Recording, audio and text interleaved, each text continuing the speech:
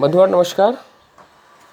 मात्रा के उपयोग देखब जे व्यंजन संगे जे छै से स्वर के मात्रा केना होइ छै।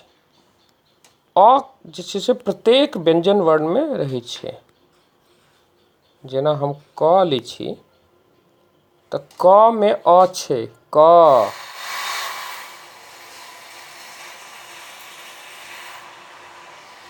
ख, ग, घ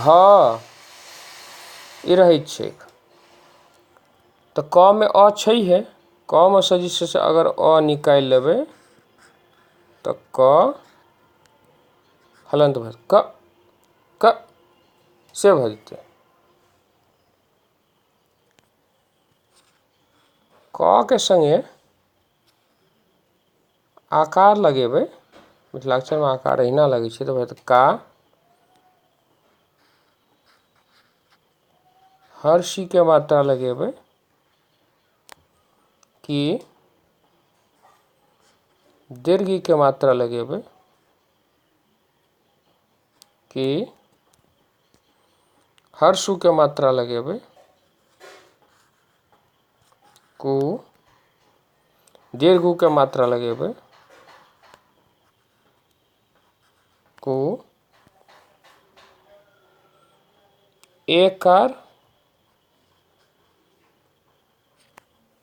के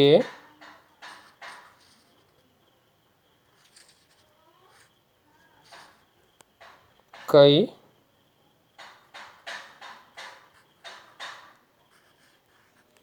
को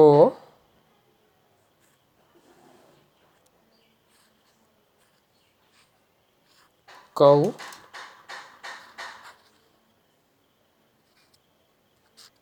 कं।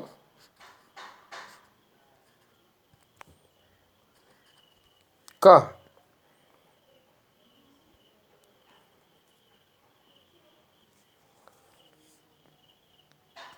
अब कहबै जे छै से कु जे अहाँ एना लिखलियै आ कि एना लिखलियै से एना किया भेलै। तऽ बताबी जे मिथिलाक्षर में कु जे छै से 4 तरह से कु के मात्रा लगै छै, उकार के मात्रा लगै छै। कोनो अक्षर में जे छै से अब जेना मानि लियौ जे ई अक्षर छै तऽ कोनो अक्षर में जे छै से एना त्रिकोणीय लगै छै उकार के मात्रा।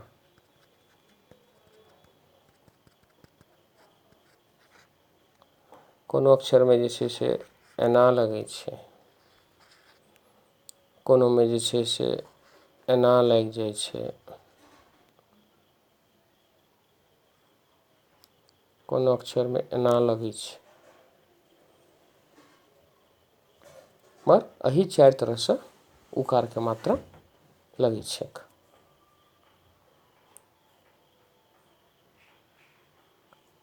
जते खड़ा लाइन वाला जैसे अक्षर छै जेना क,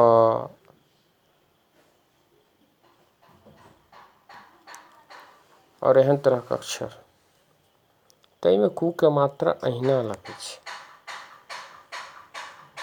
मगर ओ लिखैत लिखैत लिखतम में जे एहन भेल छै जे ओकर कनि कनिक स्वरूप बदललै और फिर बाद में जे छै से पूरा तरह से एकटा स्पेसिफिक अक्षर बनि गेलै।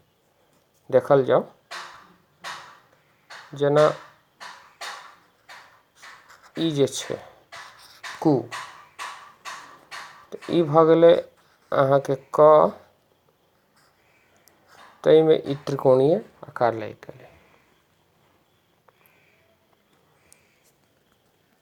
तऽ एतय जे छै से इहो त्रिकोण इहो त्रिकोण, ताहि दुआरे जखन मात्रा लगै छै तऽ क अपन स्वरूप एहन कऽ लै छै और एहि में जे छै से त्रिकोणीय अवस्था लागि गेलै जे हस्तलेख में एना कऽ भऽ गेलै कु।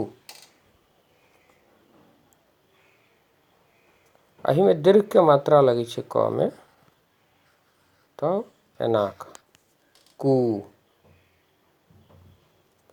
री जखन लगै छै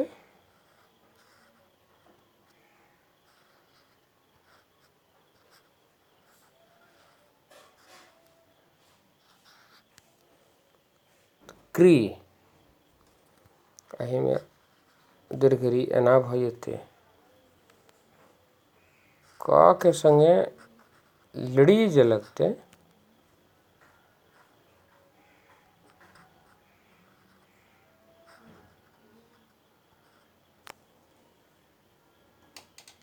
कलरी,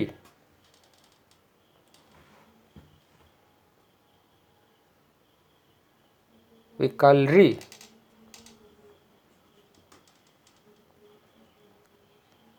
मुदा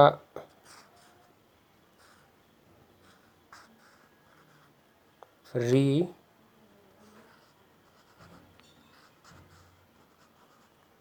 री